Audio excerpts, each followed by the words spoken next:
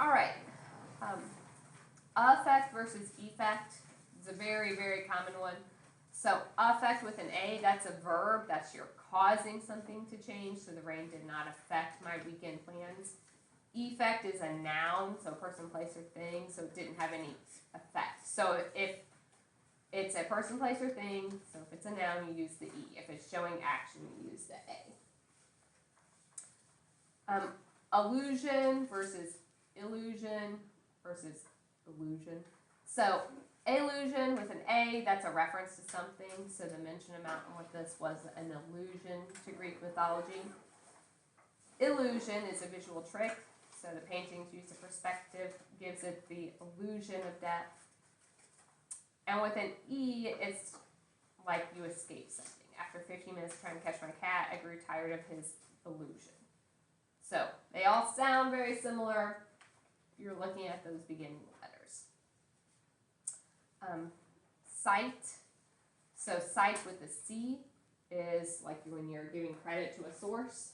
So opponents of the bill cite an increase in population or in pollution. Site, like S-I-T-E, is a location, so the law is the future site of a new school. Site with the G-H-T is vision. So at the side of the bus approaching, I began to run. I think I touched on this already, but when you have could, would, might, should, we're really good about saying I could have done this, but what's the correct way to say it? Have. I could have. I should have. I might have. It's always have. Never, ever, ever of. Even though that's how we say it 90% of the time, it's always, always going to be have there. Lay, lie, and laid. So lay is like an object. I laid down the papers. I laid down my pen. Laid is your past tense. So I laid down the papers. Then your lie is to recline, like I lie on the couch while I watch TV. And the past tense of that is lay. Okay, so some of those conjugations of those irregular verbs. Lead versus led. So if you are in charge of something, you are leading it. I used the same example in both. I didn't mean to do that. So our choir teacher, that's just a bad example because I mistyped that one. So give me an example using lead. The kindergarten teacher will lead the class to PE. Okay, you're guiding them. Then the past tense is when you say led. The choir teacher led us in the last song. I mean, it already happened. Past versus past. So past is went by, the deadline has already passed. Versus if it's just T, that's just already happened, your past actions. Than and then. Than we use when we're making a comparison. I've seen more episodes than you have. Then is referring to time. So it was then that I decided to major in English. All right, so there are several examples, I think, using these, maybe 4. So try those 4 questions for me. Many dog owners turn to animal trainers when they find they can no longer control their pets. Most experts find that a poorly trained dog has received plenty of affection but not enough discipline or exercise. Which of the following sentences provide new, specific guidelines about the proper training of a dog? So if you don't look at what our requirement is, it would be hard to pick. Some of these sentences sound pretty good, but I want the one that has guidelines about training my dog. So behavior that was cute in a 20-pound puppy is alarming in a 100-pound adult dog. Does that have any guidelines for training? No, so that's out. Would-be dog owners should consider their own lifestyles and the temperament of the specific breed before adopting an animal. It's not great. It's not horrible. It does tell you something, but let's see if there's a better option. Dogs should be walked at least 3 times a day and should never be given a treat without first obeying the command. That has specific guidelines. It talks about walking them, giving them commands before a treat. Small children should be should never be left unsupervised with the dog. It has one thing, but is that about training the dog? No, we want specific guidelines that have to do with training. So H is the only one that has guidelines and talks about training our dog. Wheezy's puppy playfulness masks the steely determination of a true French bulldog, and she stubbornly resisted all the lessons from our obedience class. At this point, the writer is considering adding the following statement.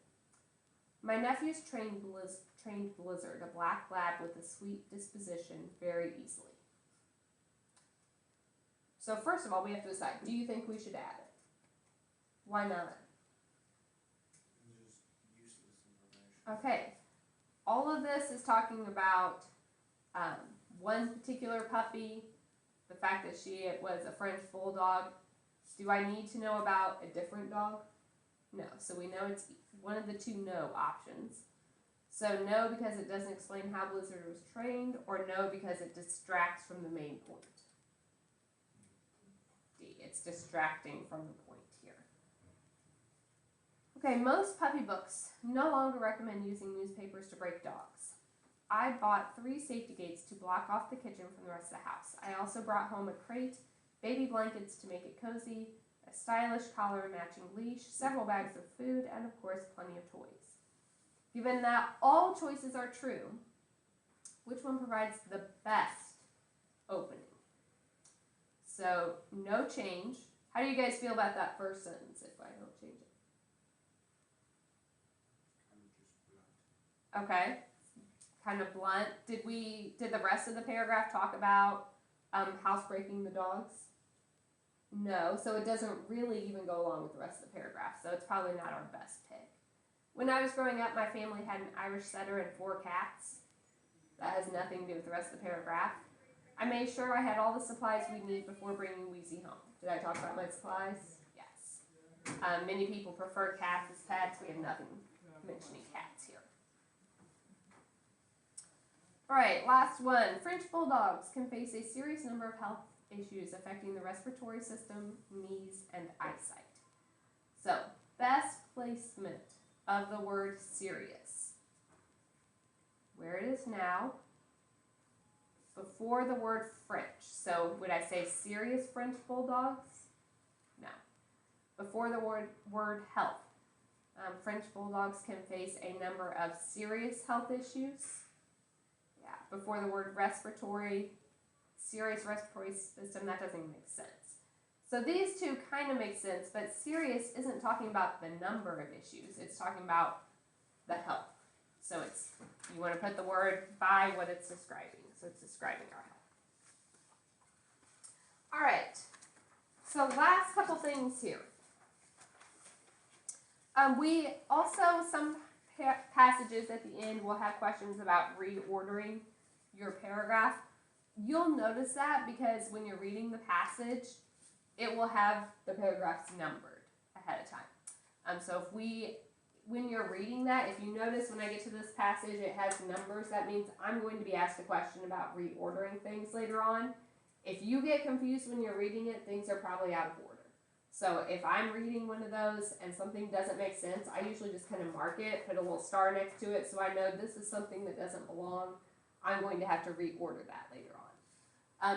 Transition words can also help with those. You know, if I said, first of all, I know that sentence needs to be moved up in my passage. If it says, finally, I know that sentence needs to be moved to the end. If I'm saying because of, I know it has to be close to something explaining a reasoning there. So process of elimination is very helpful. Try one of those. An excellent specialist to perform the surgery. When the day came, I drove to the hospital, dreading the moment I'd need to leave her behind. Do those sentences make sense together in that order? Okay. While we waited for her to be admitted, Wheezy sensed something was wrong and curled up in my lap, trembling. Does that still make sense? My vet broke the bad news that Wheezy would have to have surgery to correct the problems in her nasal passage and vocal cords. Does that make sense there? No. Where should that sentence go? First, I have to know that she's going to have surgery before my vet tells me the specialist to perform the surgery. So after that, everything made sense. So it's J. 4, 1, 2, 3. Sometimes there'll be a question about paragraph order, and you will notice you are always told that ahead of time. So at the beginning of the passage, there'll be a little box telling you question number, whatever. Will ask you about the order of the paragraphs. Again, if you get confused when you're reading it, it's probably out of order. We might also be asked to add new information. In those situations, your paragraphs will be numbered, so it'll be easier to add it. So try final question about. So our writer's goal had been to address the role obedience classes can play in the healthy development of dogs. So knowing that this essay was all these wheezy questions, that was our dog. Did this, if you can remember back in the last few days, has it been talking about the healthy development of dogs through that? No. We've been talking about one specific dog. So this one did not complete our goal because we were just talking about one particular dog. Now, that was kind of a bad question there because I didn't give you the whole essay at once. It was just kind of broke up over questions. But sometimes you'll be asked about if we got our message across. So I want to give you guys a full passage now and have you try some questions.